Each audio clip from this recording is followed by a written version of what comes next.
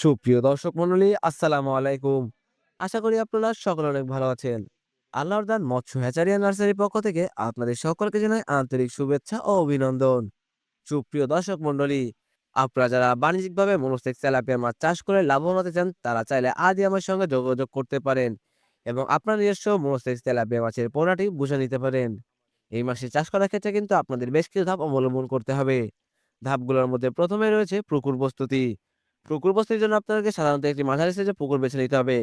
আপনার স্ক্রিনে যেমন পুকুর দেখতে পাচ্ছেন, এরকম পুকুর নিলেও হবে। সুপ্রিয় দর্শক মন্ডলী, এরপরে যে ধাপটি আছে সেটি হচ্ছে পোনা মজুদ। আপনারা চাইলে আমাদের সঙ্গে যোগাযোগ করে আপনারা এই সুস্থ সবল মাছের পোনাটি নিতে পারেন।